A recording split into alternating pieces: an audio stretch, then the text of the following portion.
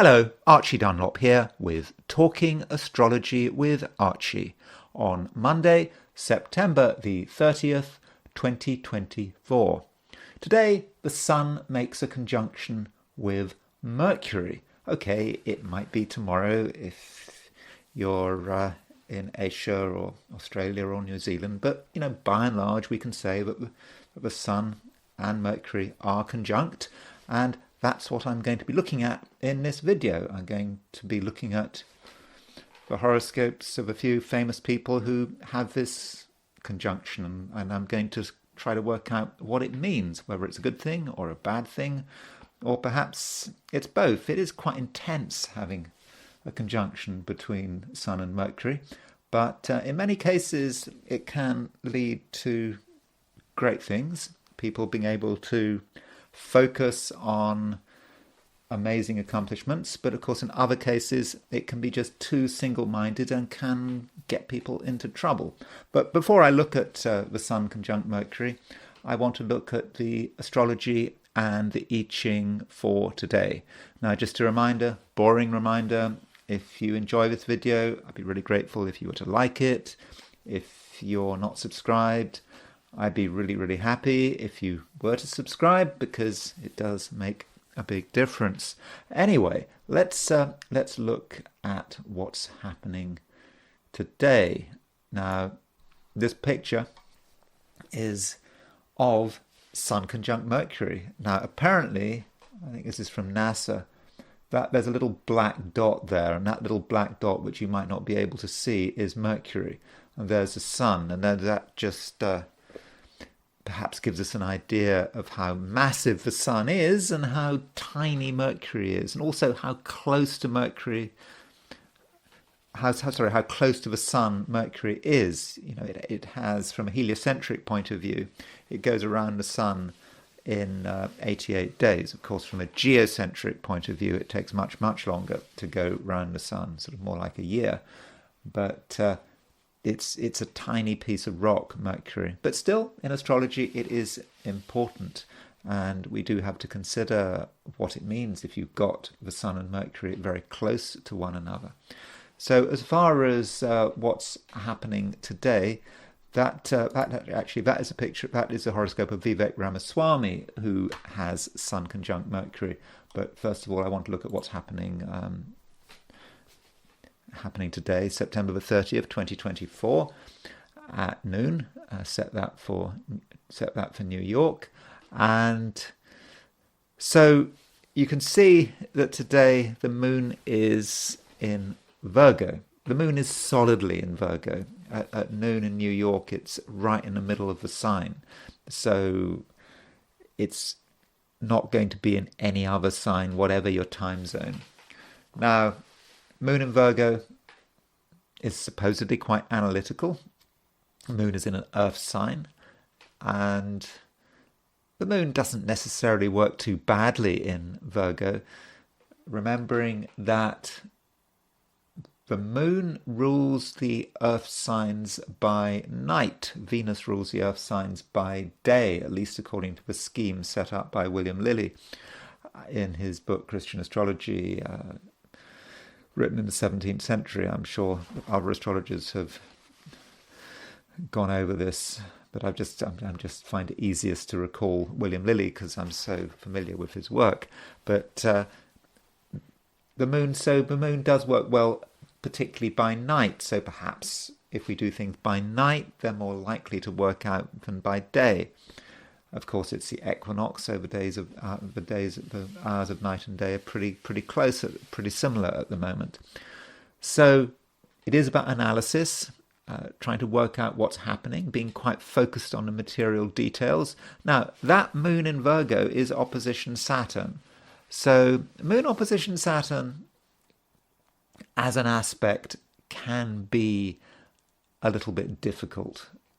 The moon likes to express itself emotionally, but it runs into Saturn, and Saturn may make it difficult for us to express ourselves. And, moon in Virgo is not the most wonderfully emotional placing for the moon. So the emotional side of things perhaps maybe, I won't say neglected, but I'd more say that it's controlled. I think there is an emphasis on emotional control today.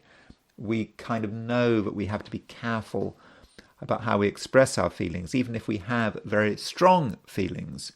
And this is perhaps supported by the fact that Mars is making a trine to Saturn. You can see this. There is Mars in Cancer, trine Saturn in Pisces.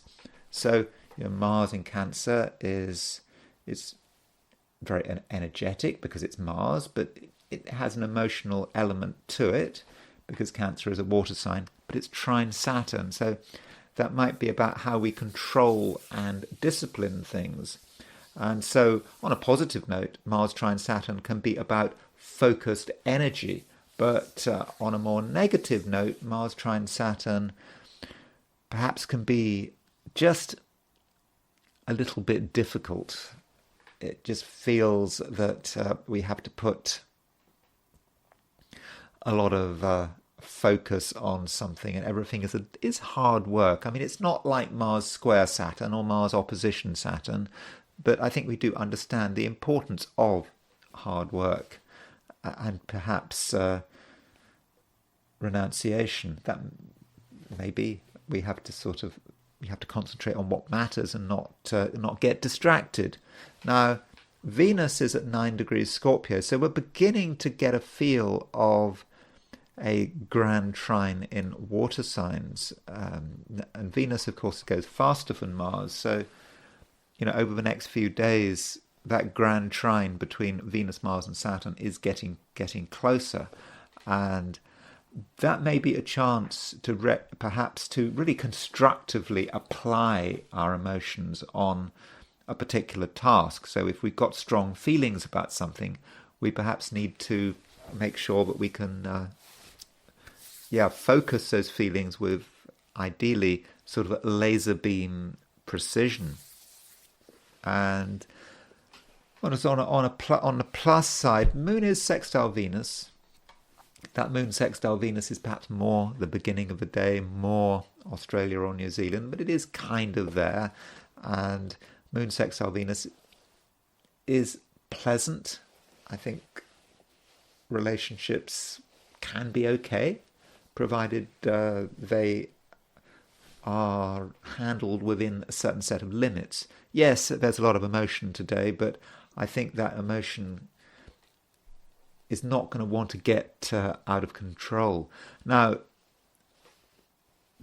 another aspect today, which is the aspect I'm going to talk about, is the Sun conjunct Mercury. And so the Sun conjunct Mercury is cazimi. So what cazimi means is that it is really close. I think Lily said 17 arc minutes off the top of my head. So in general, combustion, which is when a planet gets very close to the sun, is a bad thing in astrology, because if a planet gets too close to the sun, it kind of burns up and it can't express itself properly. And so you could say, well, Mercury's getting close to the sun, so is it really going to be able to express itself? Particularly as that sun could be a bit of a problem, a bit of an extra problem, because it's in its fall. And so with the Sun conjunct Mercury, it may not be able to think straight. We may not be able to think straight. There may be distractions. There may be something overwhelming us to the point where we really can't express our real feelings and thoughts. But as the Sun is so close to a conjunction of Mercury, it becomes a cazimi conjunction. And so there is a view that overrides the problems of combustion. When the Sun and Mercury get absolutely dead close to each other, they're on the same wavelength. And so Mercury can start to function well after all, perhaps because we have a very clear focus. Now, that is a view. I am not convinced that Sun conjunct Mercury, cazimi, is such a good thing. I think it can just make things just overwhelming. We just can't see the real picture. And matters are not helped by the fact that we've got the South Node conjunct Mercury. So we've got South Node conjunct Mercury conjunct the Sun. So you could say that Mercury's under a lot of pressure, and in terms of the way we think, the way we talk, it's just possible that we say the wrong things, we focus on the wrong things, and we just get kind of overwhelmed. So I think it might be a good idea to be careful what we say and probably not reach conclusions and decisions, because we just don't have all the facts. And even if we do have all the facts, are we going to be able to see them? We just may not be able to see the wood for the trees. And so that could be a problem with Sun conjunct Mercury. Now, turning to the chart for Sydney, so it's still September the 30th, 2024 at noon, but rather than noon New York, let's just look at it noon Sydney. Now remember, in New York, the moon is at 15 degrees Virgo at noon. If you go to Sydney, the moon is at 8 degrees Virgo at noon. So if you're in East Asia, Australia, New Zealand, the moon is still in Virgo, but there might be a slightly different emphasis. The moon it's perhaps less about moon opposition Saturn. Remember, I was talking about moon opposition Saturn. And that could be difficult. It may be difficult to express our feelings. We might feel we have to hold something back. The moon is still making an opposition to Saturn, but perhaps the main aspect is not moon opposition Saturn, but instead moon sextile Venus. So that's something to consider. And with moon sextile Venus, there's a chance that we are able to relate to people quite well from a social perspective. If you're in Australia, New Zealand, from a social perspective, things should work quite well. I'm not saying it's going to be super dramatic, but our people skills, or rather not our people skills, because I'm in the United States, but your people skills should perhaps be better than average with moon sextile Venus, and there is a certain capacity to empathize. Now, looking at the heliocentric view for everyone, going back to the New York chart. So turning to this.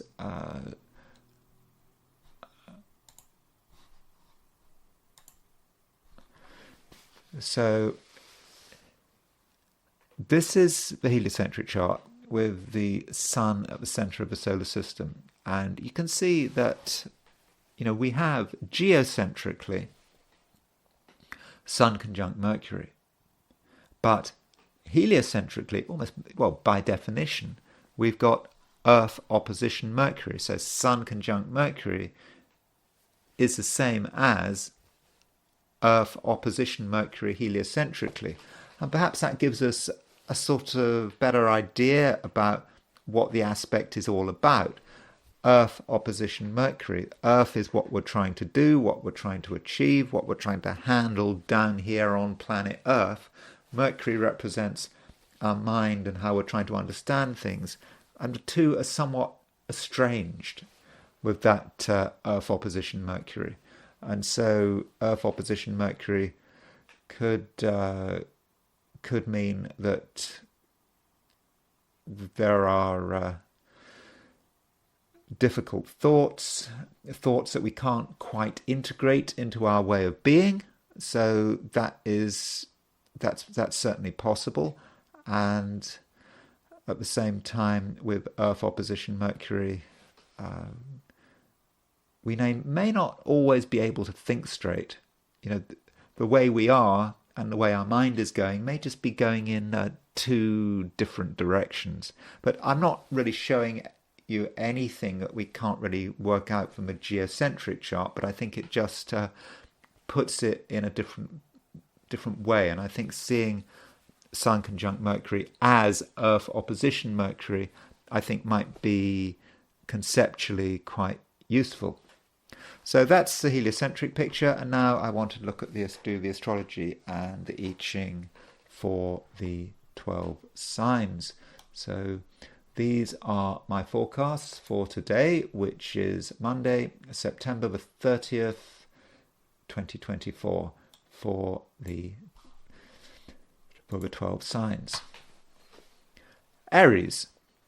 Aries, you feel that you're quite disciplined. I think you are quite disciplined and focused.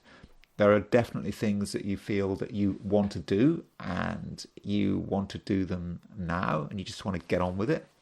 And you do understand that nothing is going to be easy, and I think that's good. The fact that you're being so realistic today.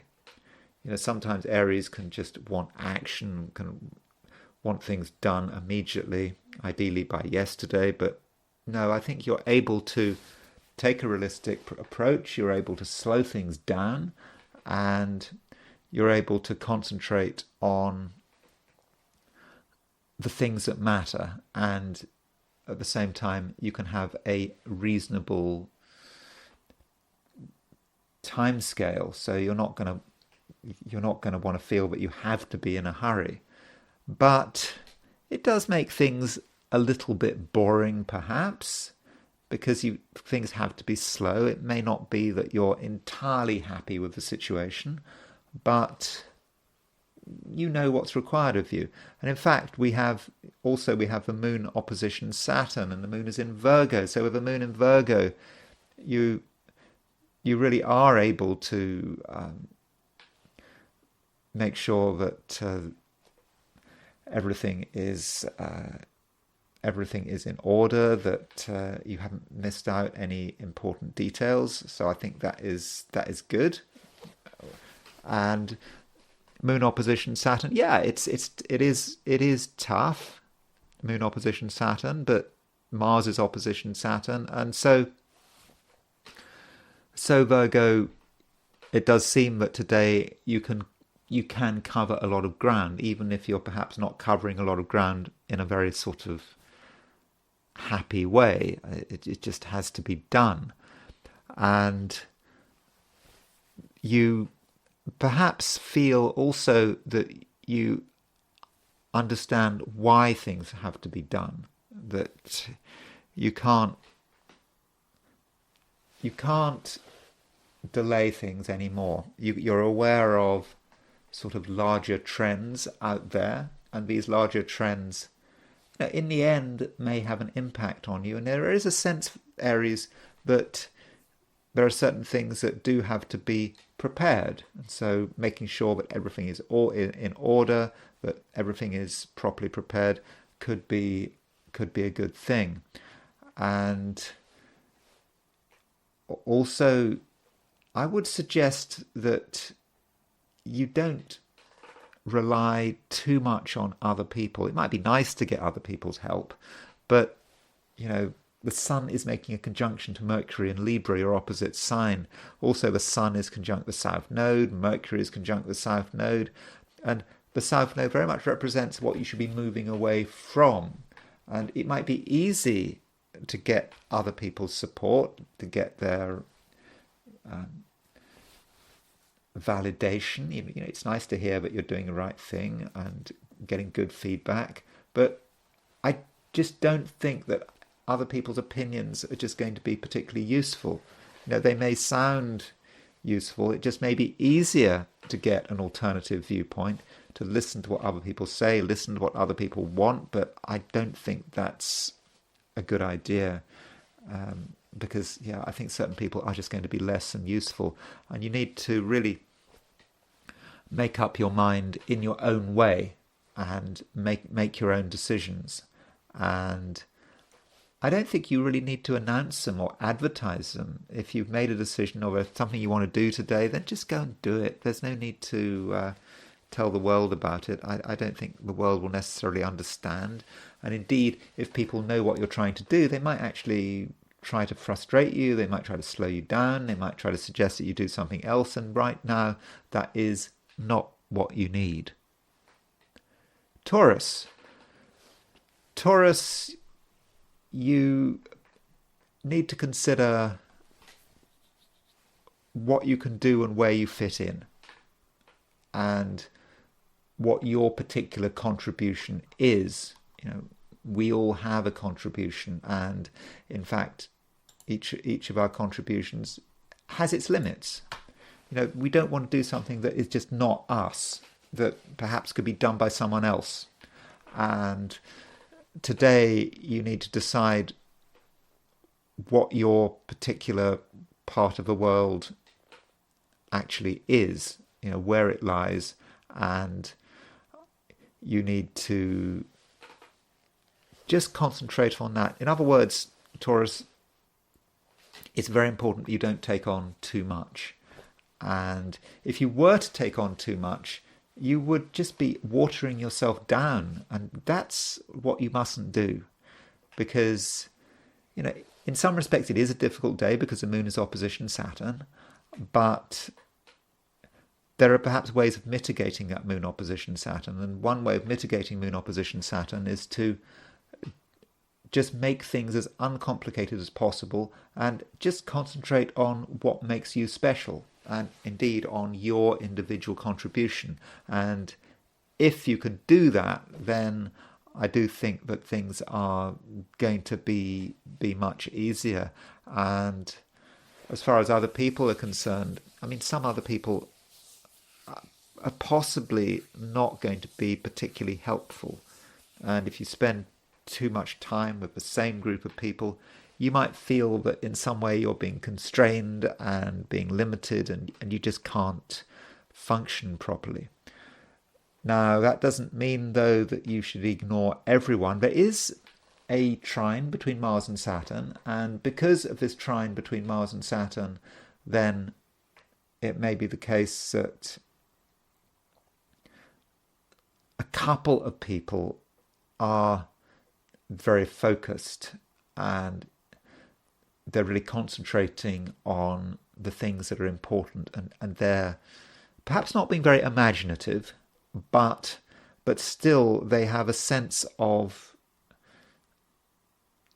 I won't say urgency, but they feel that something needs to be done as soon as possible, and they're not going to want to play games. And so if you listen to what they're saying and perhaps treat them as being a bit of an example, that perhaps you need to have that kind of discipline, but at the same time it's very important that discipline does not get in the way of your fundamental creativity, because right now your fundamental creativity really does matter.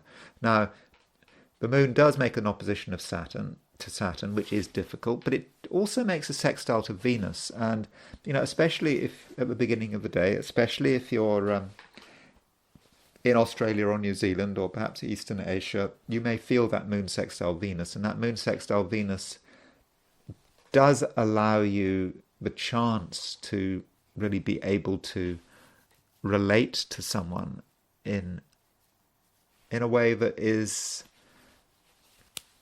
quite useful. You can relate to what someone is trying to achieve without their achievements getting in your way, and at the same time you can explain what you're trying to achieve, and you may find that your aims and another person's aims are actually one and the same. Okay, they're not one and the same, but rather they don't conflict with each other. And I think that that's what you should be looking for, a lack of conflict. If you and other people are on the same wavelength and you have the same priorities, then I think overall the day should work fine. But do be realistic, Taurus. There's some danger that Taurians could believe that something is possible and convince themselves that something is possible, when in actual fact it's plain fantasy. But you're a Taurus. I think you can avoid that trap. Just be down to earth, and I think that things will be okay. Gemini, you probably feel that it's best if you just stick to what you know and trust. Geminis do like variety, that is true, but too much of variety can be somewhat overwhelming, and it can be a distraction. And at the moment, you need to stick to what you know. Stick to a place that you know. don't feel that you have to be adventurous. I don't think adventures are going to work out very well today, and you'll be most comfortable in the place where you feel most familiar, that you know the best. That doesn't mean to say, though, that there won't be pressures. I think there actually will be pressures. There will be pressures to overextend yourself, and perhaps certain people are going to be asking you to do things, and these are things that you perhaps don't really want to do, but you might have a certain sense of obligation. Or even if you don't have a sense of obligation, pressure may be put on you to at least meet someone halfway, and then you meet someone halfway, and then you have to meet them 3/4 of the way, and it is not it's not easy to draw the line. So you might find that you have to kind of exhaust yourself, when in fact, Gemini, you haven't got so much energy. You've got a bit of energy. You've got enough energy to do what needs to be done. You've got enough energy to respond to an unexpected situation. That is something you can do, but perhaps you can only do it once. So if you feel that sudden action is required on your part, and it comes from you, it's not because someone tells you to do something and it comes from you, yeah, you can do it. And you can perhaps be quite dramatic about it, and you can get people to listen, and you can get your way. But you do have to be very focused, and you can't keep doing it, because you will just run out of steam. So, Gemini, I think that that gives you a broad idea of how to handle the day. And I think you have to be quite tough with other people, but you don't have to be tough with yourself. You just have to, I suppose, Gemini, kind of just make yourself comfortable. Now, there is a conjunction between the Sun and Mercury today, and that conjunction between the Sun and Mercury is not just about today. It's been building up, but Sun conjunct Mercury is when it is exact, and it's difficult to know how to see it, because there is a view that the Sun conjunct Mercury, because it's exact, because it's cazimi in the jargon, means that the Sun and the Mercury are on the same wavelength, that your thoughts and your being and who you are, everything is working together, and you can achieve something really incredible today because of the Sun conjunct Mercury. And I'm thinking in particular of your creativity, doing something of really lasting value, which just shows the world how special you are. At least that's the optimistic view. There is a view that Mercury, as a representative of you, because Mercury is your ruler, is overwhelmed by its conjunction with the Sun. So the Sun is just making it difficult for you to really understand what's going on. It may just be that there's too much information, there's too much data, there are too many things to respond to, and you just get completely overwhelmed. And I think you're going to be particularly overwhelmed if you try too hard to accommodate the world around you, because if you try to accommodate, you could indeed get overwhelmed.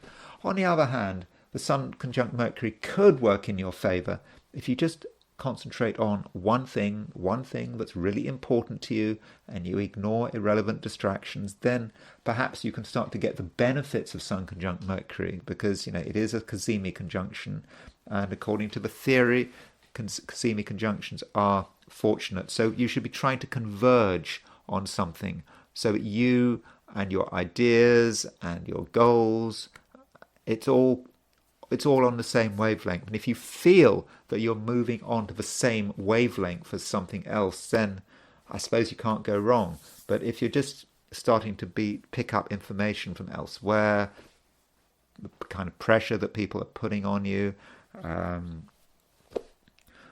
I think that traveling should probably be avoided, even short distance traveling. I think that if you go to one place or another place, it's going to be exhausting, and it's going to prevent you it's going to destroy your focus, and it may wreck your day. So if possible, you should stick to one place, and even a short journey could be very disruptive today. Cancer. Cancer, the moon is in Virgo all day long, and with the moon in Virgo, you feel that there is something to say, and you'll be fairly careful what you say, and you're not going to put yourself out, or you shouldn't be putting yourself out. You should be really sticking to things that you know, especially on a factual level. So, don't drift into speculative thinking, or don't listen too hard to what anyone else is saying. You just need to concentrate on what you know and trust. And the moon is making an opposition to Saturn. And with that moon opposition Saturn, Cancer, it may be that if you try to stretch yourself, if you try too hard to accommodate other people, you may be sorry. I mean, it might seem the right thing to do, and perhaps at the beginning of the day, when the moon is making a sextile to Venus, there is the opportunity to, to understand people, to listen to what they're saying, but within limits. And at a certain stage, I think that you need to start to sort of back off, because if you get too close to certain people, they could just they could bring you to a standstill. And this moon opposition Saturn, from a Cancerian perspective, it is a difficult aspect. The moon is of course ruler of Cancer, which is your sign, but Saturn is ruler of Capricorn, your opposite sign. So when you've got moon opposition Saturn, I know it's a regular aspect, a frequent aspect that happens every day, but with moon opposition Saturn, it's just a reminder that some people are just no good for you, or at least they're no good for you at certain times. And in terms of close relationships, I think you do have to be careful. You perhaps have to be aware that you and other people, or at least particular other people, do have a different view of the world, and it's not something that can be reconciled. It's not something where you can sort of have any kind of compromise. At best, it's about agreeing to differ. So perhaps you should avoid situations which have the potential to create conflict, because conflict is really not something you want. And sometimes conflict is necessary. There's no doubt about that. If two people have clear disagreements, that has really got to be sorted out, hasn't it? And perhaps you have to understand the nature of a disagreement, and perhaps you have to understand what role someone has in your life, and whether this is a role you're interested in. And it may be that certain relationships over the course of the day perhaps have to separate a little. Now, that's all very negative, but it's not just about moon opposition Saturn. Today, the moon actually makes a sextile to Mars, and that moon sextile Mars does give you energy, and it does give you the ability to look after yourself and to give as good as you get. So in terms of what you're saying, you can use language quite powerfully, and you're able to, if necessary, really assert your authority. And one area of your life that you might want to give consideration to is the people immediately around you, perhaps your neighbors, the people in close proximity to you. You can see how these people are important to you, those people around you. Perhaps you don't know them very well. They might not be your friends, but you see them all the time. But at the same time, you can see why they might be a problem. And you're perhaps starting to become aware of emergent problems. And if you are becoming aware of an emergent problem, perhaps with you and your neighbours, the people you see all the time but don't talk too much, that might actually be a time when you can start to think about how to resolve the problem and what the best approach actually is. And maybe with Moon sextile Mars, it could be a good idea to take the initiative, to talk to someone you don't usually talk to, but you feel it's necessary to talk to them. And through your bold step, then you might actually get a favourable response. It may not be a relaxing response. It may not be, it may not be very easy, but it perhaps raises a possibility of some serious discussion where perhaps disagreements and other issues can be sorted out. Leo, the Sun is conjunct Mercury, and there are a number of ways one can look at that. Now, you could say that because the Sun is conjunct Mercury, that you will have a lot to say for yourself. After all, Mercury is a communication planet. It's conjunct the Sun. Therefore, you've got lots to say. And that's nice. But the question is, what are you saying? Is it useful what you're saying? I think there is some danger that you perhaps talk too much, or you say things which you feel you're very certain about. You do feel certain about them, but at the same time, you may have got your facts wrong, or you may have misunderstood something. So be very careful what you say. Yes, you can be an effective communicator. You can get people to listen to you, and that can be nice. But ask yourself, what are you saying? And maybe you just haven't done enough research. You may be just sure of your facts, sure of your inner analysis, but it may not be right. So do think very hard before opening your mouth. There is some danger of making a mistake here.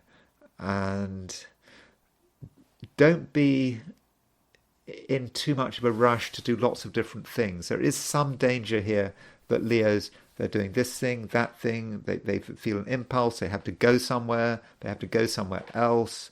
There's a lot of energy there, but it could all be wasted energy. And I think, Leo, it's just very important to ask yourself, why are you doing what you're doing? Is it just because you want to do it and you hadn't really thought it through? And even if you have thought it through, you may not have thought it through properly. Now, another side to what's going on today is the fact that the moon is in Virgo, and the moon is making an opposition to Saturn. So moon in Virgo, opposition Saturn in Pisces. Now, the Virgo-Pisces axis is often connected with money. It's the finance axis in the Leo horoscope. And so with moon opposition Saturn, it may just be that a few Leos do need to give their finances a bit of thought. It just may be that there are things that need to be addressed. It's very boring, but nonetheless, I think it's important. And you may make some realizations about money which you're not too happy about, but it's not a question. It's not a time to panic. I think it's something you can actually do to.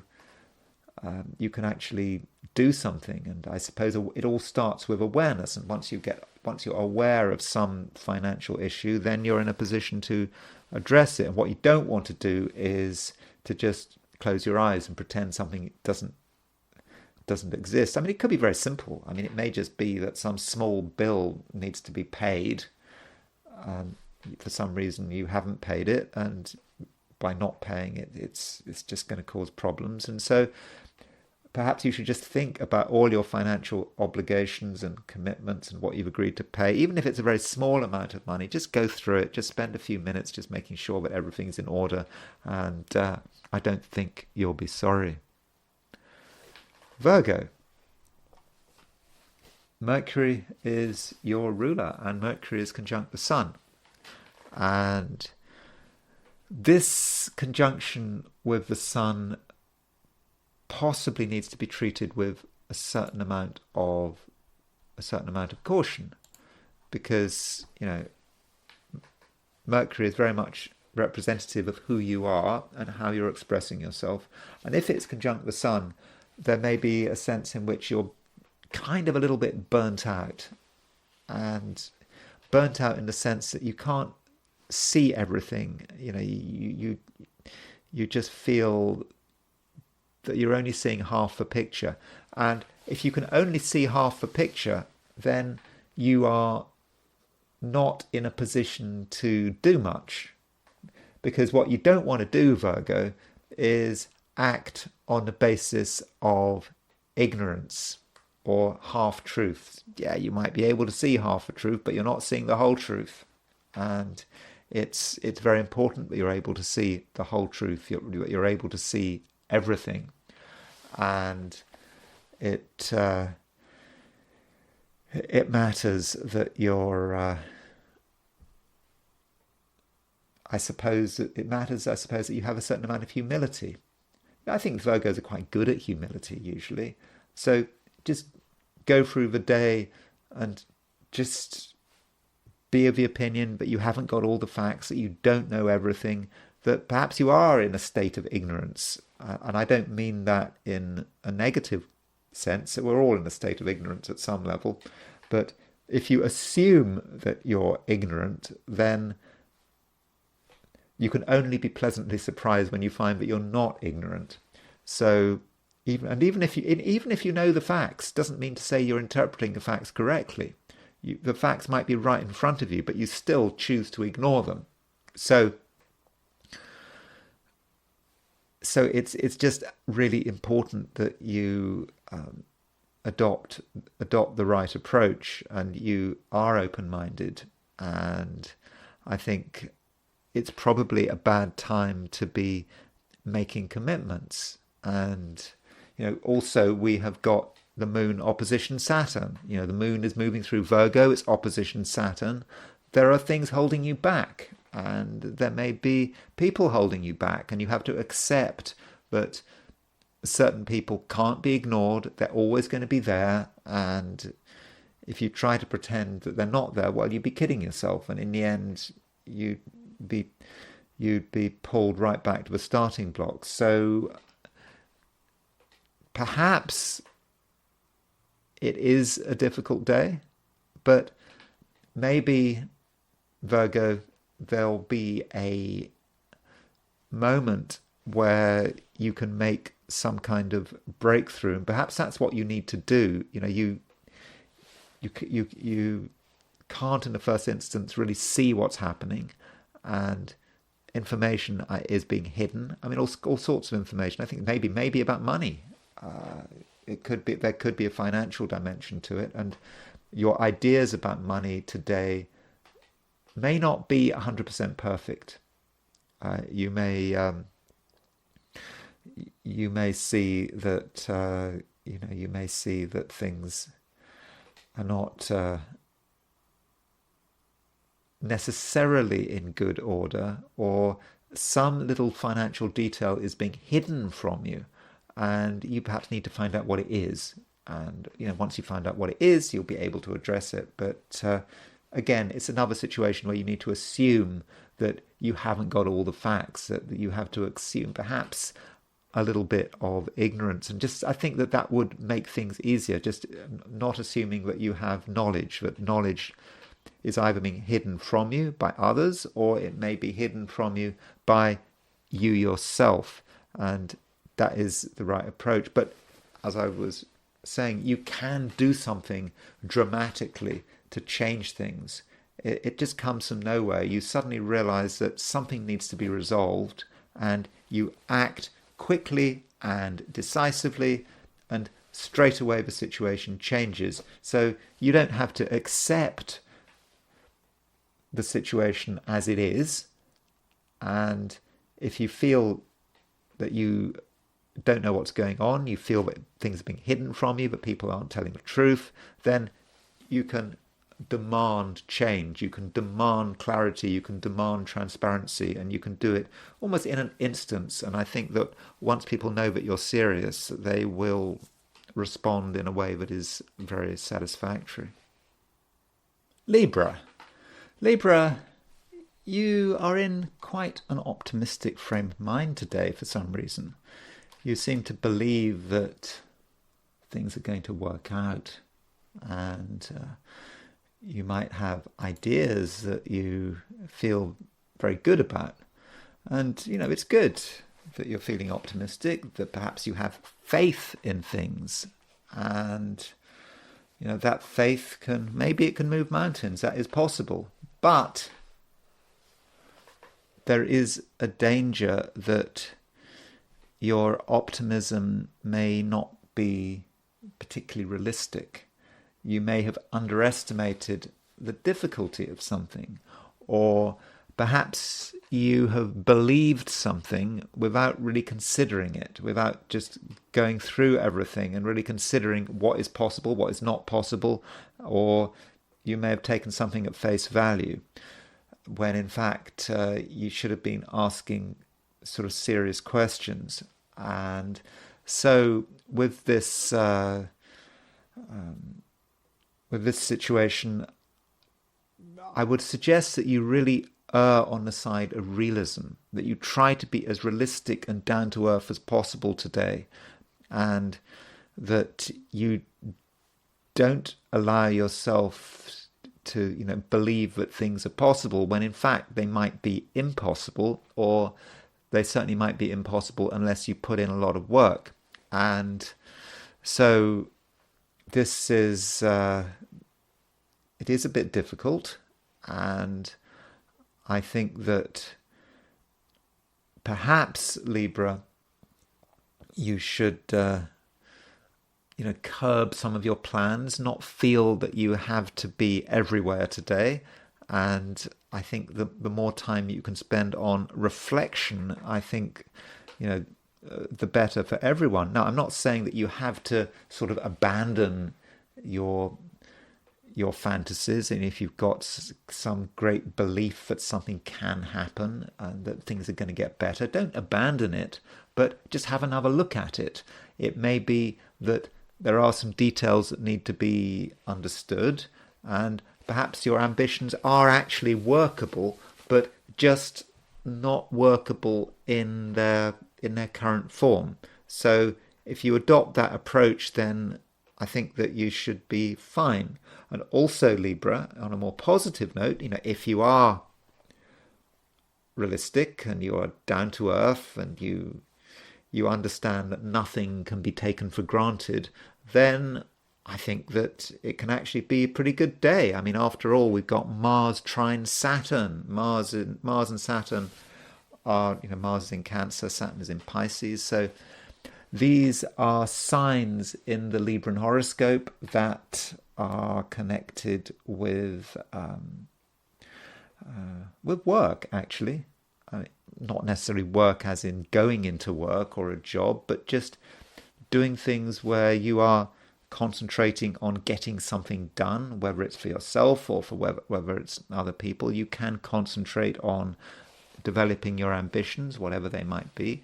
And Mars trine Saturn allows you to put in hard work, and you put in the hard work, and provided you're realistic, then I think that you can really be quite successful in a solid, maybe rather plodding way, but you're getting there, don't worry.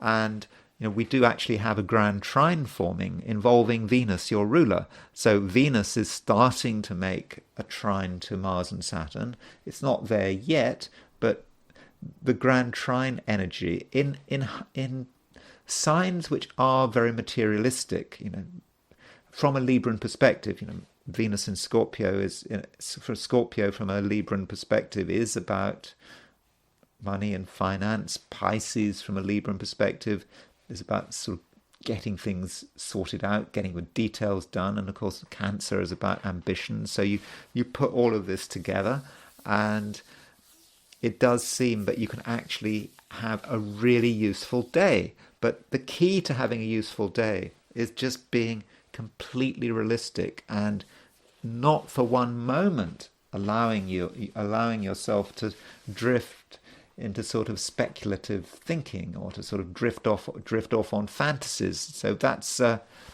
something that you have to really protect yourself from. And so you have to make sure that you are down to earth all day long, and with that approach, you can.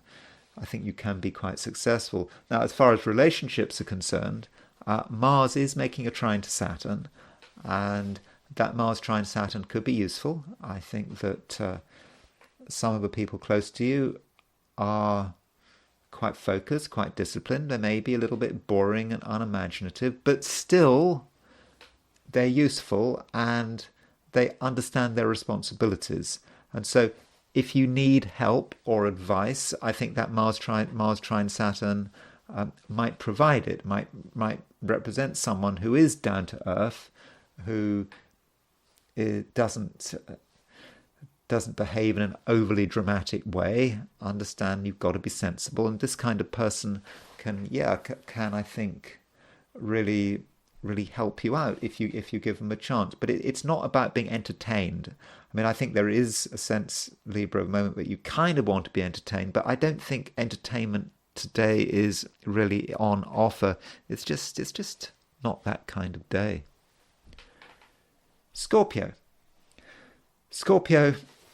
today Mars trines Saturn, and Mars is your ruler. So I think that Mars trine Saturn could actually be quite useful. It allows you to be solid, down to earth, disciplined. If something needs to be done, Scorpio, you're just going to know how to do it, and you'll be prepared to give it your time and your effort and your energy. And also, if there's something that you come across that you find interesting or exciting, but you don't fully get it, then I think that Mars trine Saturn allows you to actually work on something. So if you have an idea, the idea may in itself be a little bit far-fetched, but if you take this idea and you work on this idea and you reimagine this idea, you can actually turn what perhaps started off as being a fantasy into something that can actually be very real. So don't limit yourself, and don't just give up on something because it seems ridiculous.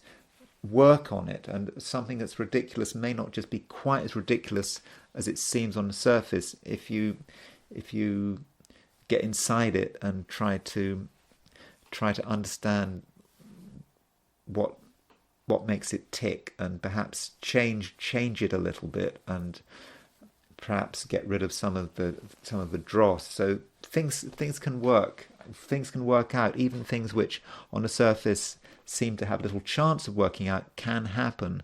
And, it can all happen because of your discipline, and it can all happen in your capable hands. Now, Venus is starting to make a trine to Mars. We do have a grand trine in water forming slowly. Now, the Venus trine Mars is not exact today, but nonetheless, it's still there. And it does seem that your general approach is potentially going to make you popular. And the way you come over, people are going to like you. And I think that you will seem to be quite a sensible person, someone who can be trusted.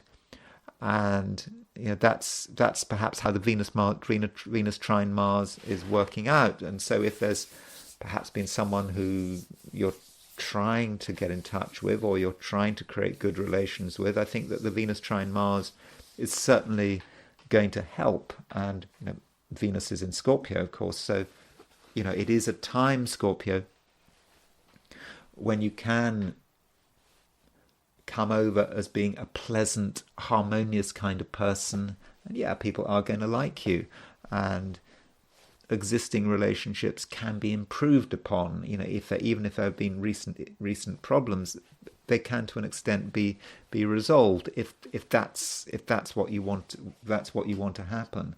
Now, I've kind of suggested that Scorpios are going to be fairly realistic. I mean, realistic, but not in a way that is necessarily destructive. Realism can destroy ideas, but as I've just said, you can take an idea that seems far-fetched, and for a realistic approach, you can turn it into something real, into something that really can happen. Yet, the moon is making an opposition to Saturn, and I'm kind of thinking that there are a couple of people who may not always appreciate your approach. I mean, I think in general most people will, because I think that you are a person who is who gives the impression of being down to earth, but also quite charming and trustworthy.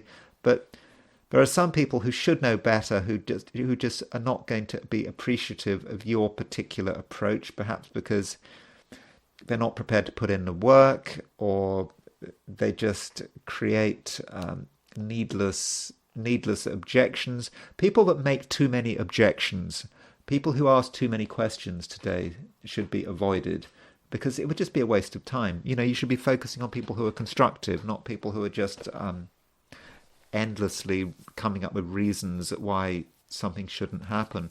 And finally, Scorpio, fundamentally, there is something that you seem a little bit passionate about. I mean, I know you shouldn't say passion, being a little bit passionate, or you're either passionate or you're not passionate, I suppose. But there is something that you feel is important, and you feel that it's of growing importance, and it feels like something has to be done, and it may just be that you are just a little bit obsessed with the way the world is unfolding, and you can't stop thinking about it, and that certainly might have an impact on your mood. I mean, that is possible. I mean, what I was thinking about was the fact that Mars is actually aspecting the Pluto Aries midpoint. I mean, I know that sounds a bit obscure, but Mars is your ruler, and if it's on the Pluto Aries midpoint, that does mean Pluto Aries represents the world, Aries. Pluto is about the world which is in a state of change,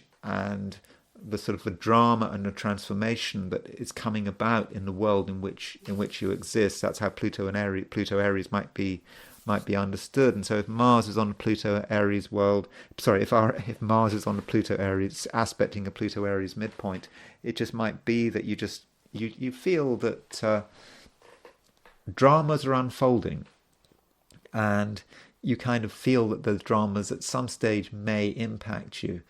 I mean, they may not, and I think that perhaps there might be a certain tendency, perhaps because you're a Scorpio, to take things a little too seriously. But I suppose this underlies the fact, Scorpio, that really there's nothing trivial about today. Sagittarius, there are certainly things that you would like to be doing, and you would like to be doing them now. I mean, there's no time like the present, is there? But if you want things done now, you might have to accept that there might be a few delays. There are things that you'd perhaps thought were unimportant. Perhaps people you thought were unimportant, pressures you thought were unimportant, pressures that you thought you just could ignore. Well, if you ignore those pressures, they're still going to get you. They're still going to hold you back. So if there's something you want to do now, you firstly have to think about, what could stop these things happening? What could hold you up? What could hold you back? And perhaps you need to go down to the depths of things and go down to ground level and to address all the things that need to be addressed before you can start thinking about actually making something happen. And it does require on your part, I would have said, a fair amount of discipline. And it may not be the kind of discipline that you're entirely comfortable with, but I think you can do it. So don't assume that anything is going to be easy, but if you prepare yourself correctly, then things will start to move. And in particular, don't ignore your family, don't ignore what's going on at home. They need attention. I mean, you don't have to spend all day attending to them, but a little bit of attention at an early stage could help stabilize the situation and give you more freedom to do the things that you really, really want to do. And when you are starting to make things happen, and when you are starting to project yourself, I think it's important not to be too reliant on other people, especially in some kind of partnership situation.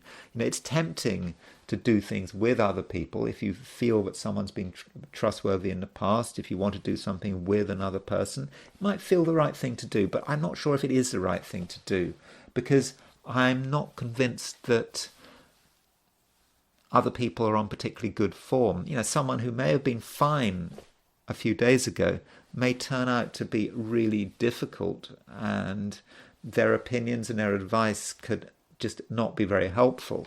And that's because Mercury is conjunct the Sun. Mercury is ruler of Gemini, your opposite sign. So Mercury is about a partner. It's about another person. So when Mercury is conjunct the Sun and it's conjunct the South Node, you may be faced with someone who doesn't really know what they're doing, or at least doesn't know what they're doing over a particular time period, and their decisions and their opinions may not be trustworthy, may not be reliable, and they may be doing things in the old way and not considering the new way, the way things should be done, which things should be done. We need to be thinking about the future. And certain people could be trying to drag you back into the past, and that's not really what you want. And so it is a day, Sagittarius, when you need to be thinking for yourself. You need to be certainly aware of what could hold you back. You need to confront what's holding you back, or just give people a little bit of time, particularly if they're your family. Give them some recognition, but you can't give them your whole day, because Sagittarius, there are things to do. Capricorn, we have today a trine aspect between Mars and Saturn, and I think that this Mars trine Saturn aspect, by and large, is pretty fortunate. It allows you to be energetic, but in quite a concentrated way. You have your energy. There are things you want to do, and the Mars and Saturn, they just come together nicely. You can start to concentrate who you are on a particular set of goals, and I think that you will do very well. And I think it's possible that you may be helped by another person. Obviously not everyone is reliable, not everyone is trustworthy, but there is someone dynamic is out there, and if you can somehow harness their energy, then I don't think you'll be sorry. So I suppose you have to make the right choices in terms of which people you bring into your life. I mean, some people, of course, are not helpful, and they could just make things worse, but other people really, really could make things happen for you. And what will matter, what will really stand out, is their sense of responsibility and their disciplined approach. And so these are the kind of people you need to have around you, people who are focused and disciplined and are not going to mess around. And so that's one aspect of what is happening today. And also, you don't want to be blinded by trivia. So blinded by trivia it's always easy to get blinded by trivia, isn't it? And I suppose with the moon in Virgo, you could say blinded by trivia is one way of looking at it, particularly as it's opposition Saturn. And, with Virgo, the key thing with Virgo, or at least one of the key things with Virgo, is being able to make a distinction between between what is important and what is trivial. And trivial things could in fact hold you back. And moon opposition Saturn is I think in this case could be about being blinded by trivia. And so always ask yourself what is important and what can be left until tomorrow, and what matters today. And if you spend too much time listening to the wrong people, you could find a lot of your time gets wasted. So ask yourself, who is wasting your time? And is there anyone wasting your time? And ideally, you'll be able to recognize time wasters early. Not just people who are wasting your time. It could be just activities that are wasting your time. So you don't need all of that, because it really can be a very good day when you can make things happen. But there are potentially a fair amount of distractions, and you have to blast through those distractions.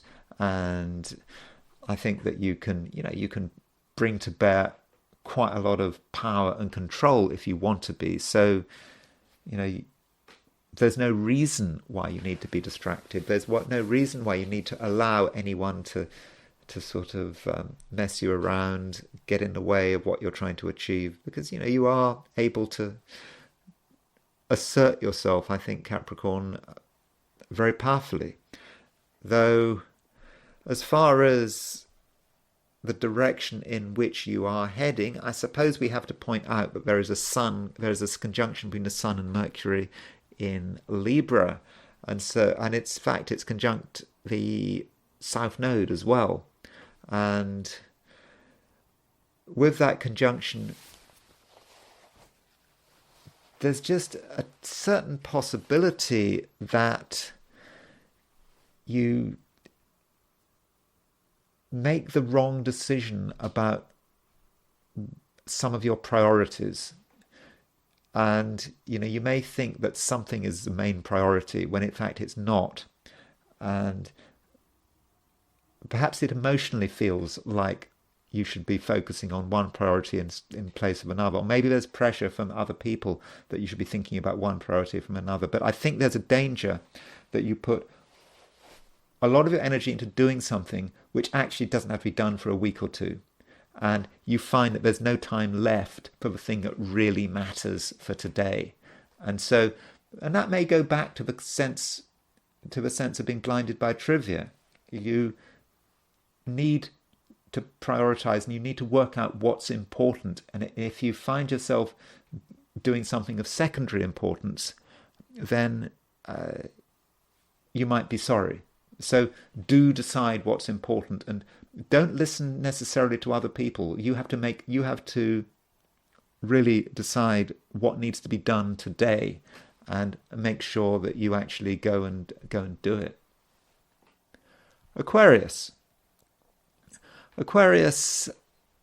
you perhaps benefit from a trine aspect between Mars and Saturn. In fact, we've kind of got a grand trine going on here, because we've got Mars is trine Saturn. Saturn is your ruler. Saturn rules Aquarius, and Venus is moving towards a trine of Mars and Saturn. Now that aspect, it's not exact right now, but over the next few days it's getting closer and closer. And so with Mars trine Saturn, I get the sense that you're actually quite sensible in your own way. I mean, you've got a lot of energy, but you are sensible. And Venus, of course, is in Scorpio, and that Venus in Scorpio is about some of your ambitions, what is important to you, and you feel that you understand. You feel a good sense of your own you feel a sense of what is important and what needs to be done, and I think that you'll be able to make it clear that you really don't want to be disturbed or distracted, and I think that you can be quite tough with other people if need be.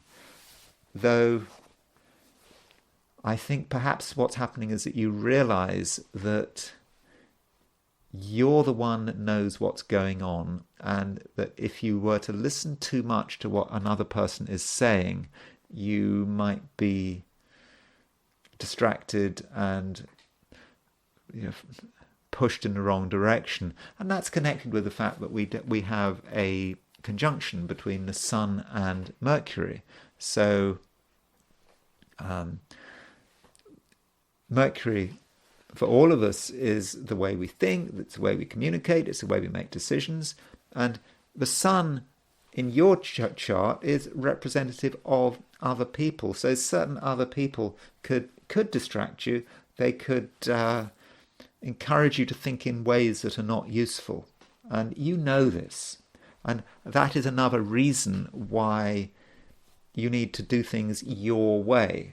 And if you do things your way, things move very quickly, and they definitely move in your favor. It's just when you bring other people in, when you bring too many other people in, that things start to slow down and you get distracted and you get sent in the wrong direction.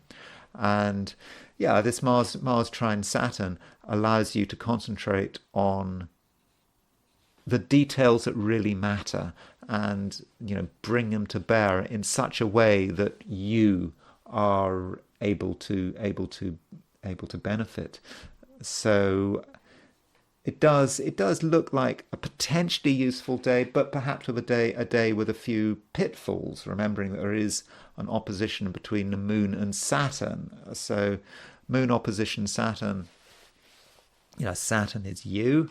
The Moon represents, I think, a tendency to take the wrong things too seriously. You need to take the right things seriously, not take the wrong things seriously. And so perhaps that Moon opposition Saturn is warning you about overthinking. You might get, or rather overfeeling, just going too deeply into something, seeing all the reasons why it might not work out, or why things might not happen in the way you were planning, and just getting overly concerned, and then you sort of lose your confidence, and then that sort of damages your ability to get things done. So overfeeling and overthinking should be avoided, and perhaps the best way to avoid this is to actually start to work on something. We're going back to that Mars trine Saturn, because I do think that Mars trine Saturn is a very useful aspect. Work on something that matters to you, today, and make that your prime activity, and don't allow anything or anyone to waste your time. Pisces, there is an opposition between the Moon and Saturn today, and this Moon-Saturn opposition is across the main axis of your chart. I mean, the Saturn is in Pisces and the Moon is in Virgo, and so it could be problematic. And the question is, why would it be problematic? Well, I suppose it might be problematic because you feel that you have to make an allowance for other people, perhaps. You don't feel that you can be entirely independent, that you have to ask yourself what do other people want, and other people may not be entirely clear what they want, and you try to accommodate them, but it doesn't really get you anywhere, and it's all rather unsatisfactory. You can't fully accommodate someone. They're not happy. You're not happy, and it just gets nowhere. So perhaps with that moon opposition Saturn is perhaps asking you to give people some of your time, but not all of your time. You do know when to stop. And if someone is confusing you and if someone doesn't really know what they want, but they are demanding your time, then perhaps that might be a good opportunity to break things off. And perhaps, for example, you might want to avoid long phone calls that seem to be going nowhere. That can very much happen. So that is, perhaps a reason for being sort of self-sufficient. And also, the Sun is conjunct Mercury, and I think with that Sun conjunct Mercury gives us more of the same in terms of other people not knowing what they're doing. Mercury is also conjunct the South Node. Certain people are dragging you in the wrong direction. You know where you want to go, but where you want to go is not where other people want to go, and it may not even be where other people want you to go. And so you need to think about what is important to you. And, I know that Pisces can sort of float around, can be influenced by this, can be influenced by that, and that is always a danger. And so that's a good reason why you need to just remember that Saturn is in Pisces. Saturn is your rock. Saturn is the thing that is keeping you under control, is preventing you from drifting off. And that's why I think it's, in many respects, it's quite fortunate, the fact that Saturn is in Pisces. It's bringing things together. And in fact, Mars is trine Saturn. And so with Mars trine Saturn, Mars in Cancer, trine Saturn in Pisces, then it's all about you doing what matters to you, and nothing else matters. If it matters to you, if it's important to you, then that's all we need to say. And if you're being selfish, so what? It's okay to be selfish, I think, with that Mars trine Saturn. But just make sure you're accomplishing something. That Mars trine Saturn is very accomplished, and it grinds away at something in a slow, methodical way, and in the end, it can really accomplish a huge amount. And it's probably helped by the fact that Venus is moving to a trine of Saturn. Venus is moving to a trine of Mars. It seems that there is a sort of aesthetic to the whole thing, with Venus starting to make a trine to Saturn and Venus trine Mars. If something looks good, if something feels good, if it's easy on the eye, and when I say easy on the eye, I'm not just talking about passing ideas about what is attractive and what is beautiful. I'm not talking about that. It's easy on, not just on the physical eye, but easy on the spiritual eye, maybe easy on the third eye. If it's easy on the third eye, and you know when it's easy on the third eye, then what can you complain about? You'll know that you're on the right path. And that's it. Those are my forecasts of the 12 signs for Monday. And now I'm going to look at Monday, September the 30th, from the viewpoint of the I Ching. So I asked the question, what is Monday going to be like for those watching the I Ching section of this video?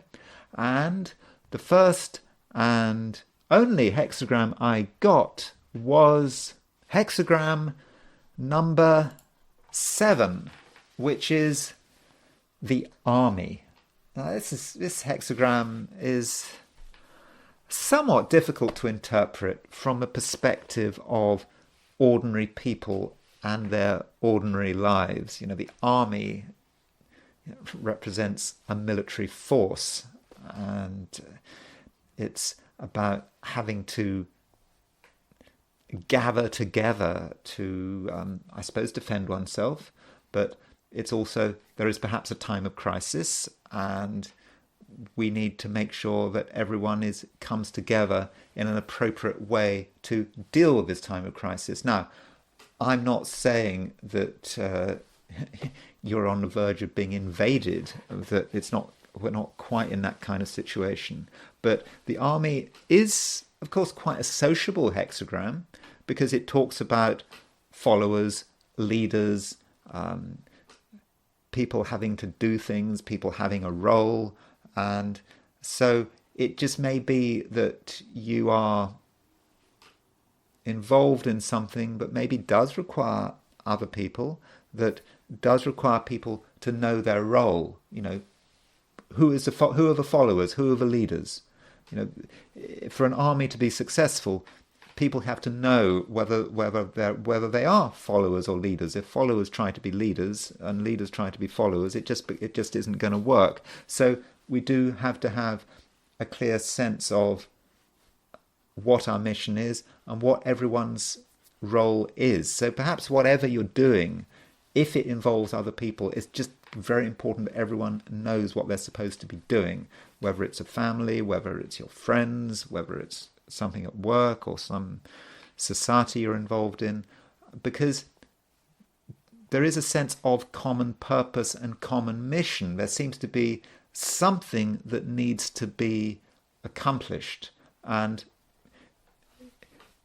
people need to be able to adopt their roles very quickly and move back into their roles just as quickly. I think the Wilhelm I Ching gives the example of, I suppose, some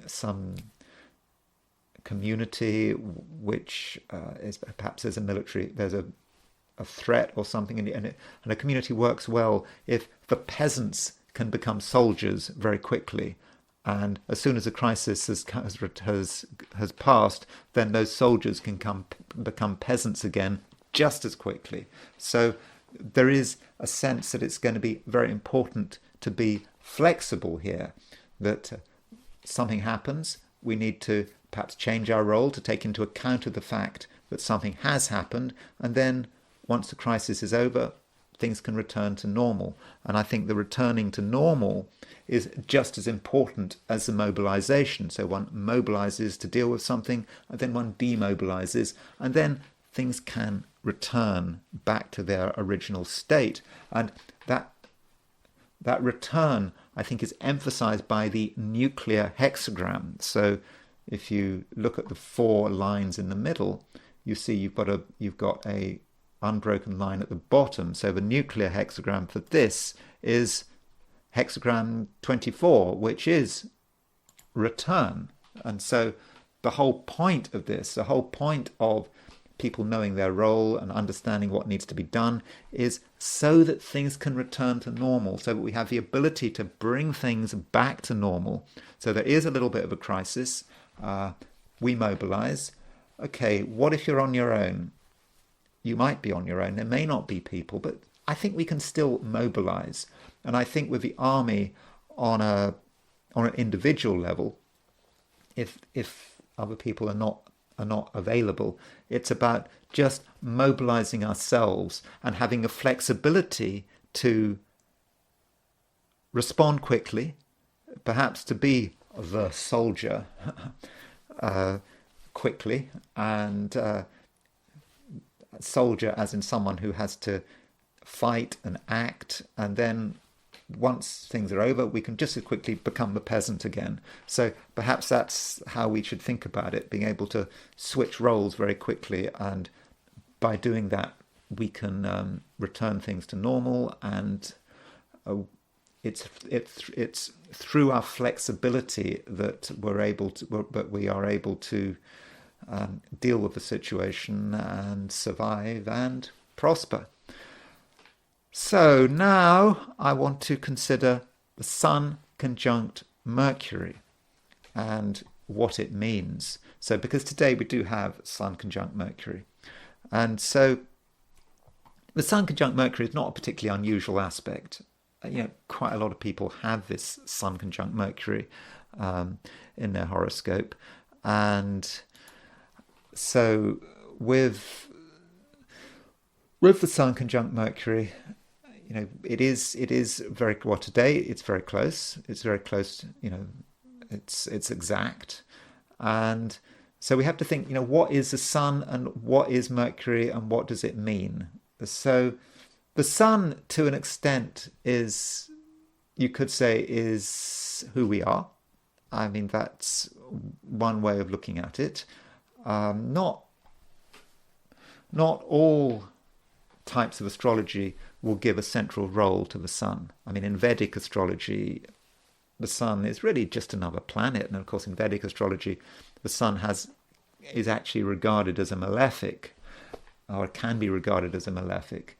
So, with the Sun conjunct Mercury, we can see the Sun perhaps as being our ego, what we want, who we are. That's one approach. And Mercury is kind of the way we think and how we try to understand things.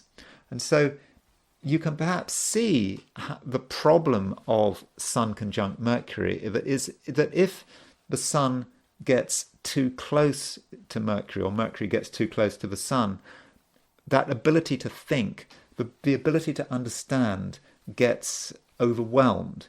And that is why in traditional astrology, if something is too close to the Sun, it's regarded as being combust. It's just burnt up, as you can see from the picture. I mean, Mercury is so close to the Sun, it's just overwhelmed.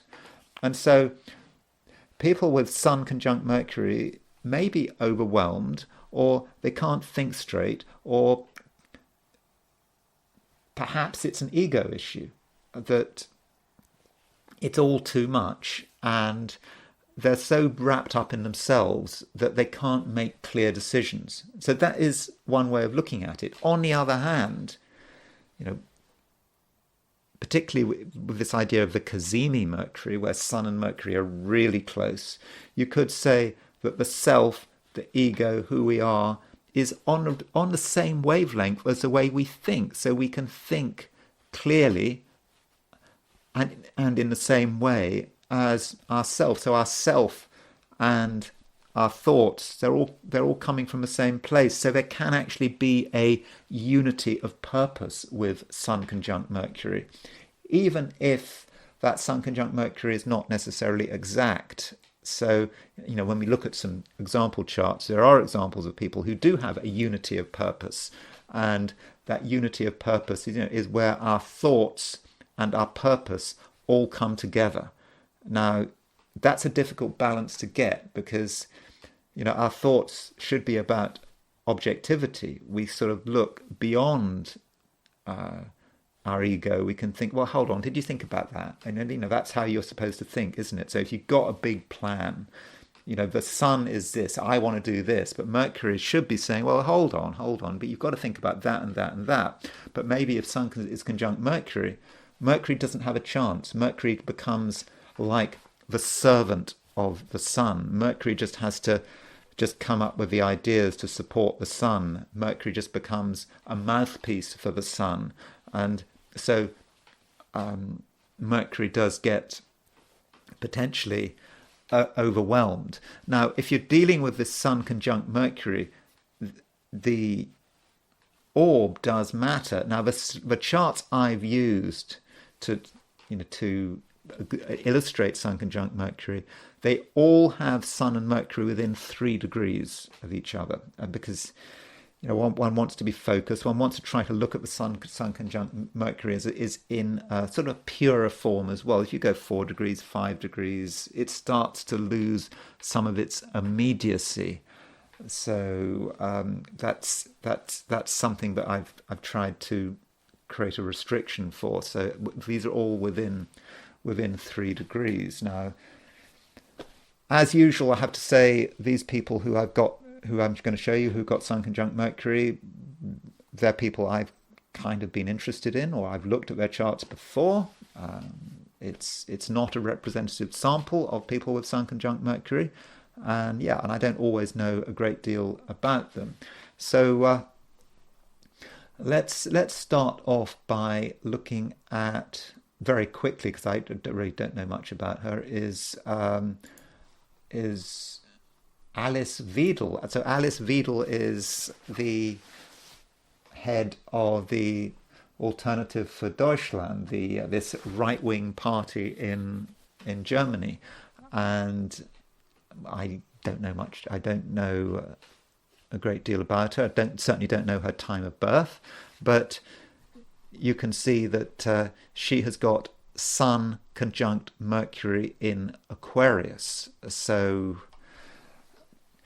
I suppose if you are a politician and you have got Sun conjunct Mercury, it's probably quite useful, perhaps, because people want clarity and they don't want any ambiguity. So someone who's got Sun conjunct Mercury is, as a politician, particularly Sun conjunct Mercury in Aquarius. Aquarius could be ideas and the ability to think independently, supposedly. That's an Aquarian side to it. And it's Mercury perhaps does serve the Sun. The Sun, she has ideas and she expresses those ideas. And of course, it's in her case, Mercury is connected with the Sun and Mars. So you can never really look at things in isolation. So in fact, her Mercury is on the Sun-Mars, is on the Sun-Mars midpoint. Although you could say, I suppose particularly if you're not a fan of Alice Weidel, that her Mercury is besieged. So besieged is when you've got two planets either side of the besieged planet. So her Mercury is besieged by Sun and Mars. So that Sun and Mars, these two very masculine planets, very dynamic, perhaps aggressive masculine planets, are perhaps overwhelming her Mercury, and that is what she is communicating. So there may not be too much objectivity there, but you could say, well, Mercury is in Aquarius. I mean, it's in an air sign. Maybe it's not so dramatic as if that had been in Scorpio. I mean, that Mercury would have been in real trouble, but perhaps in Aquarius it's not quite so bad. So that is an example of a combust Mercury. Another example of a combust Mercury is shown by the what's his name, Antony Blinken, the Secretary of State, American Secretary of State. And I don't have a time of birth for Antony Blinken, but Antony Blinken has a conjunction between the Sun and Mercury. Now, general consensus is that Antony Blinken has not been a successful Secretary of State on his watch. America has really... well, obviously, you've had the Ukraine war. He's someone who finds it really difficult to negotiate with people who are potential rivals. He seems to upset people. He seems to be petulant. And so his Sun conjunct Mercury is, there's his Sun in Aries. He's got a really strong Sun in Aries. Sun in Aries is exalted. So Sun in Aries exalted. He clearly has a great sense of himself and perhaps the exceptionalism, not just of himself, of course, but of his country. And he wants his way. And if he doesn't get his way, yes, there's a sort of a danger of petulance there. And so that Sun may be short-circuiting Mercury. Mercury is supposed to be the communicator, someone who can speak to the Russians, who can speak to the Chinese, and who can go to the Middle East and sort of talk to people in the Middle East and work out how to deal with the Gaza issue and be able to be a diplomat. And that's why it's important to be, if you are Secretary of State, you have to be a diplomat. And clearly Antony Blinken is no Henry Kissinger. He seems to get offended, and he seems to be able to offend. And I think that perhaps in this case, the Sun conjunct Mercury is not really working very well in terms of someone who is Secretary of State, because from a conflict perspective, the last few years have not been great, and it all happened under his watch. And so, as a diplomat, I think in many respects he's been a failure. Okay, he's been very good at talking to people who are perhaps on his wavelength, other NATO leaders, but when talking to potential rivals and even enemies, not so good. So that might be an example of how the Sun-Mercury conjunction is working, and is not perhaps working too well. Someone else who has a conjunction between the Sun and Mercury, or had a conjunction between the Sun and Mercury, was Christopher Hitchens. So Christopher Hitchens was this journalist who was known for his strident views. For example, his atheism and his criticism, for example, of Mother Teresa, his criticism of dictators. Of course, in the end, he became a neocon, which is interesting. He supported America's intervention in Iraq, so I don't know what happened at the end, but he had very close. I don't know what time he's born, but potentially he had a Cazimi Sun-Mercury conjunction. So Sun-Mercury conjunction, a very close Sun-Mercury conjunction, could give, a brilliant brain. Clearly he had a brilliant brain. Apparently he had a very good memory as well. And it's conjunct the North Node and conjunct the Venus. So, and Sun-Mercury conjunction in Aries, he was a very, very effective communicator. As you can see, his videos are all over the place. He could just speak spontaneously, I think, without notes. It just all came out. That could perhaps be Sun-Mercury conjunction at its very best, and being very convincing. Now, that doesn't mean to say that he's right. He comes over as being right, and that's perhaps Sun-Mercury conjunction, at its best, perhaps. But he was a journalist and a critic. He was never given he never had a position of political power, but he was very sure of himself, and that might be a feature of Sun conjunct Mercury. And notice what is extraordinary about Christopher Hitchens' chart is that he has no water in his chart and no earth. That is an amazing chart. No water, no earth. Pure positivity. No sense of no real sense of emotional reflection there. Perhaps because he feels he doesn't need it. It's just pure mind, pure intuition, and that's who he is. And I suppose that's why he was so effective. But you kind of feel that something wasn't quite right. That, for example, why did he become a neocon? Basically, why did he support? Okay, he hated Saddam Hussein. He had. You can see his monologues on Saddam Hussein talking about the atrocities of Saddam Hussein. So yeah, but was that a reason to support the invasion of Iraq?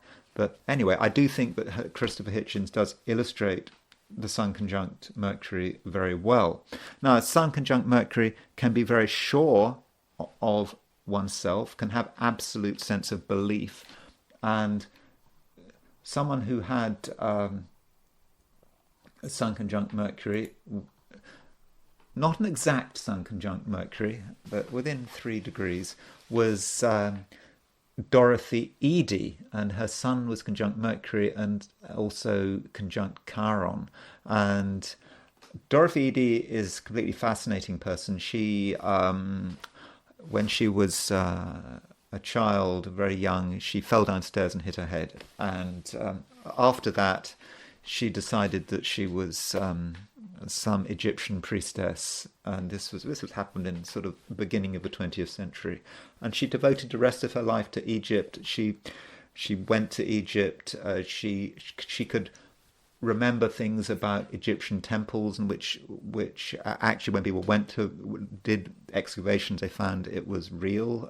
They found that her descriptions of how things should be turned out to be true, and she, I think, when she first went into the British Museum, she was like in the Egyptology section, she was just overwhelmed by it, and it took her back, as far as she was concerned, thousands of years to when she was a priestess. She could remember everything. She learnt, or perhaps relearned, ancient Egyptian. She became an authority on Egyptology in her own right. But there is a Sun conjunct Mercury. I mean, how does one see that? So I suppose you could say that Sun conjunct Chiron could be the wound that comes back, or the memory that comes back. And so she was completely sure of herself, and the Mercury was perhaps serving the Sun, if you take the Sun as being her. Because you could also take that she had Sun and Moon in Capricorn. I mean, this is a very sensible chart, you could say. Not someone who would go off on fantasies, but this person really did believe that she was an ancient Egyptian priestess in a previous incarnation. And do look her story up. It is kind of quite convincing. And so with Sun conjunct Mercury, I suppose you could say Mercury was a complete instrument of the Sun. It was that Mercury that learnt about Egypt, that learnt ancient Egyptian, or relearnt, we don't know. But it was allowing her to tune into her Sun. And I don't think that the Mercury was giving her any sense of objectivity.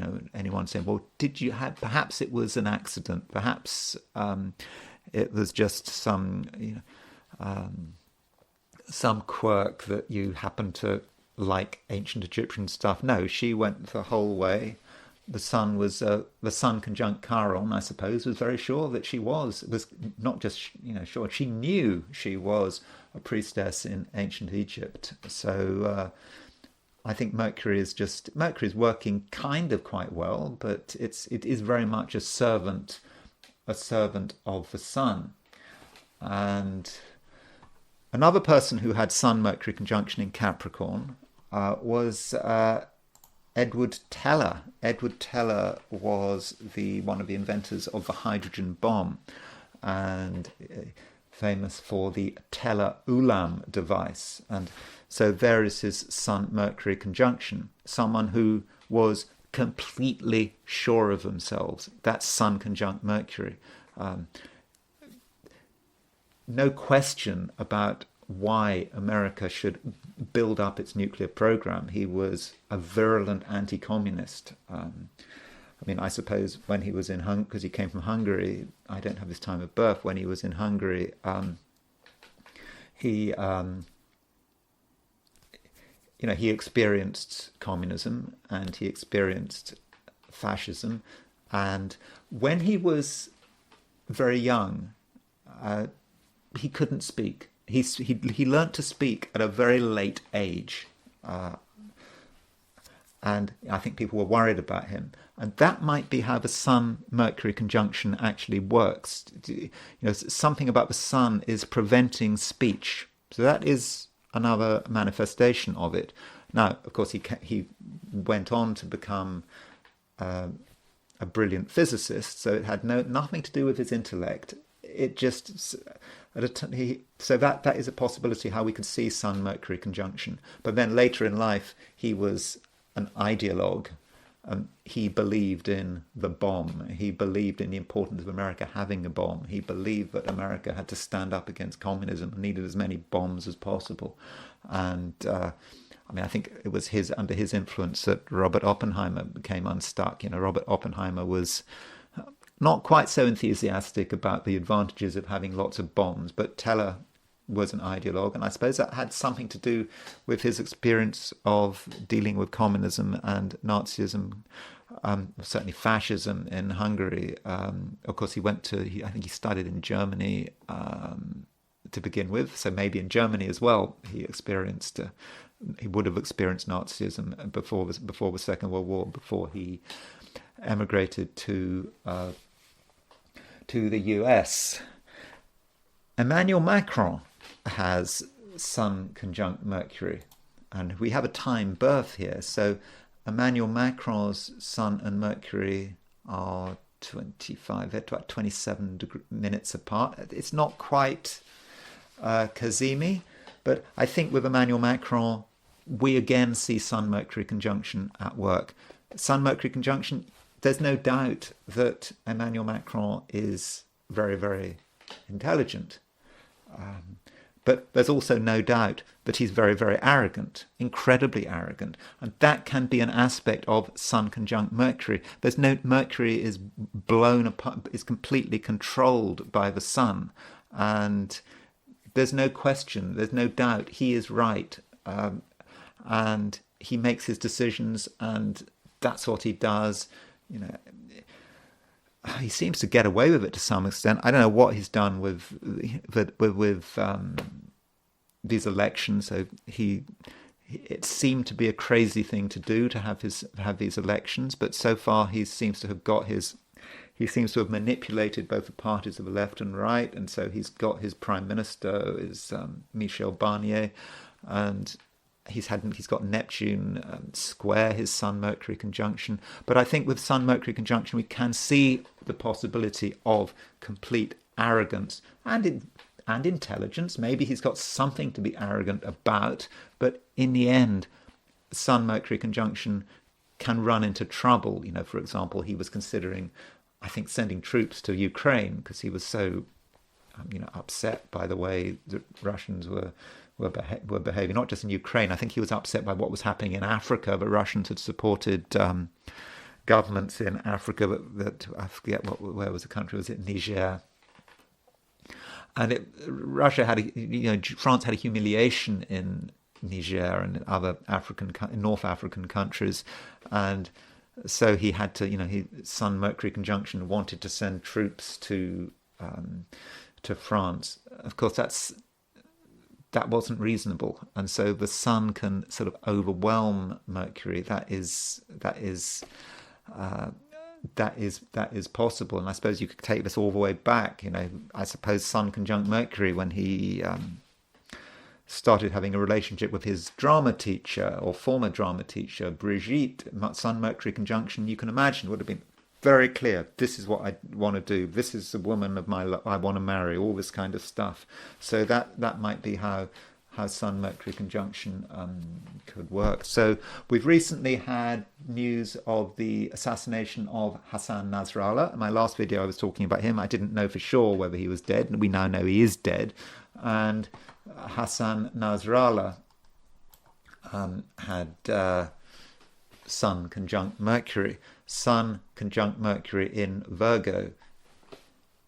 Totally sure of himself. Mercury might be in Virgo, and you think that Mercury in Virgo is able to sort of reflect and to sort of think things through, but the Sun could just overwhelm it. Sun in Virgo. This is what we have to do. Mercury conjunct the Sun, conjunct Pluto as well. So that could be difficult for Mercury to be too objective. And Mercury, I suppose, is behaving as the servant of the Sun. He was known for his speeches, for the way he communicated, and he did this for 32 years. But Mercury is the servant. Maybe Mercury is very good at organizing things, Mercury in Virgo, but still, it's all subservient to the Sun. This is what he wants to do, Sun in Virgo. And when I talked about his chart last time, was it yesterday, over the week, when I was looking at my last video, when I was looking at the week ahead, he is a fanatic, and is quite in a sense there's something quite sort of puritanical about Sun in Virgo. Traditional, this is how we're going to do it. And so that Sun-Mercury conjunction may in the end have killed him, in a sense, being just too single-minded. This is what we're going to do, and not perhaps having a flexibility to deal with alternative approaches, or rather perhaps he had the flexibility up to a point, but perhaps with the Gaza thing, he perhaps made mistakes, or perhaps he overestimated how much Iran was going to support him, or how much indeed Iran could support him. Now, Sun conjunct Mercury can be literally, it is combust, and it can be literally combust. And this is a chart I've looked at a couple of times before, is Jan Palach. So he was a Czech student in beginning of 1969, after the Russian invasion, the Soviet invasion of Czechoslovakia. He was so unhappy with the situation that he set himself on fire. And so there is his Mercury conjunct the Sun in fire, in obviously Leo, in fire sign. So, and it's in a fixed sign. There's no sense of there's no flexibility, no considering alternative ways. There are alternative ways to protest, for example, against the Soviet invasion. But no, he went the whole way, and with Mercury conjunct the Sun, maybe the idea of setting himself on fire was particularly appealing. He perhaps focused on this. Perhaps he'd been influenced in 1963 when that Buddhist monk in Vietnam set himself on fire. That was a very iconic event, and perhaps a lot of people were influenced by that image of the monk burning himself to death. And so he perhaps glommed onto that, and so that's how Sun-Mercury conjunction might have worked.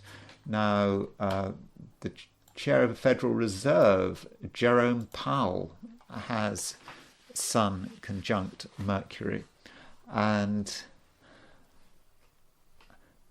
I often connect, I don't know about you, but I often connect Jerome Powell and Ursula von der Leyen, because these two people seem to be, I don't know, I have my doubts about both of them, and both of them have Sun conjunct Mercury. And I think with Sun conjunct Mercury, it's in Aquarius, but I'm wondering if there's some sort of Leo reflex here. And it's like Aquarius, the opposite sign of Aquarius is Leo. And so it may be that in every Aquarius, there's someone who is kind of quite arrogant. He really believes in himself, and he's not an economist. And I don't think he actually knows what he's doing. That's my feeling. And Sun-Mercury conjunction in Aquarius is perhaps not helping here. He's trying to be objective. That's the image, isn't it? Because if you're chairman of the Federal Reserve, you don't think about political concerns. You do what's right for the economy. But there is a certain sense of ego here. He wanted to be like Paul Volcker. A year or two ago, he wanted to be like Paul Volcker. Remember Paul Volcker in 1980? He may put up interest rates to, I think, 20% or something as a way of dealing with inflation. And Jerome Powell did that. And I just feel that he doesn't fully know what he's doing. That's just my feeling. And he does have Sun conjunct Mercury. So if you've got the chairman of the Federal Reserve with Sun conjunct Mercury in Aquarius, he might have the image that he's a really intelligent person who's also being objective, but perhaps that Mercury is being burnt by the Sun. I mean, that is a possibility. And likewise, Ursula von der Leyen, I think that she is someone who is really very over-promoted, and Ursula von der Leyen has a Sun conjunct Mercury in Libra. Clearly, this seems to be someone who, in her case, does have a high opinion of herself, and that Mercury is burnt out. Is she really capable of being objective, of thinking about alternative views? As she, for example, with Ukraine taking Europe to the abyss, kind of wrecking Europe anything to somehow stand up against the Russians, and it seems that she's doesn't seem to be widely respected by ordinary people, and there is someone who perhaps has an opinion of herself which is perhaps too high. Now, Sun conjunct Mercury can be fanatical and can be someone who perhaps doesn't really think too much about their own safety. And an example of, or indeed other people's safety, someone who was completely fanatical in a completely negative way was Timothy McVeigh, responsible for the Oklahoma bombing. And so he had Sun conjunct Mercury in early Taurus. So with Sun conjunct Mercury, he might have had ideas about how to put together explosive devices, but once he'd made a decision, nothing was going to stop him. He was influenced by the Waco siege, and he decided that the government had to be attacked. He had to take a stand against the government. And once he'd made the decision, nothing was going to stop him. And so his Mercury is sort of burnt out by his Sun. The Sun is his ambitions, what he wants. Not even his ambitions. It goes beyond ambitions. His idea that something is right, something is wrong, and he's going to stand up for what is right. And Mercury is just a servant of the Sun. There's no objectivity here, and I suppose it doesn't help that it's in Taurus. So Taurus can be that Mercury in Taurus is just overwhelmed. He can't think beyond his narrow focus. Now, someone else who has Sun conjunct Mercury in Taurus, who is kind of seen in a very I suppose Timothy McVeigh was sort of executed for blowing up the Oklahoma, the building in Oklahoma, but someone else who was executed with Sun conjunct Mercury was Sophie Scholl. So she was, her chart keeps coming up. I do find her chart really quite interesting. That's why I look at it quite a lot. And so we have a time of birth for her. So she was a German student in the Second World War who protested against the Nazis, and she put up posters, she handed out leaflets, which was an incredibly dangerous thing to do, as you can imagine. And so she was arrested, she was stood trial, she was completely uncompromising in her trial, and she was guillotined. And so there's her close Sun conjunct Mercury. So Sun conjunct Mercury, totally focused, no sense of compromise here at all. So Sun in Taurus has decided that something is wrong, and Sun in Taurus is going to take a stand. You could say that Sun conjunct Mercury is about, I suppose, writing pamphlets, putting up posters, sending up, writing tracts critical of Nazi Germany. Now, most people might have these ideas, but they wouldn't act on it because they'd know how it would end. It was an incredibly dangerous thing. But Sun conjunct Mercury had to take a stand. Mercury was not thinking about the dangers of what she was doing, and even when she was caught, I suppose she perhaps could have saved her life by, I don't know, apologizing or whatever she might have said, and she could have said something conciliatory at her trial, but no, she just stuck all the way through it. She knew she was going to die, and that's perhaps the total fixity of purpose that you can have with Sun conjunct Mercury. And in this case, it is tied in with communication. And I suppose that's about it. Oh, just finally, Vivek Ramaswamy, former candidate for the Republican nomination. He has Sun conjunct Mercury in Leo. Now, Sun conjunct Mercury in Leo, I suspect he has quite a high opinion of himself. I don't know if he's made any mistakes yet. It may be his Sun conjunct Mercury in Leo is working very well. We looked at Jan Palak, who set himself on fire with his Sun Mercury conjunction in Leo, but that's not something Vivek Ramaswamy is going to be doing. And clearly it's someone who is very focused, is very successful. Was he a millionaire when he was still at university? Clearly a rich, successful man. Sun conjunct Mercury, he's very articulate, and also, you know, he is very fixed in his view of what America should be like, and clearly a lot of people like that fixity. I think that you know, many people on the right regard Vivek Ramaswamy as someone who would be a good president. I mean, he had a lot of supporters, but it may be very a mistake somewhere along the line. Maybe there's a danger of arrogance, but you know, I don't know a great deal about Vivek Ramaswamy. But I would have thought that his chart is an example of Sun-Mercury conjunction working quite well. Okay, that's it. Those are some thoughts on the Sun-Mercury conjunction.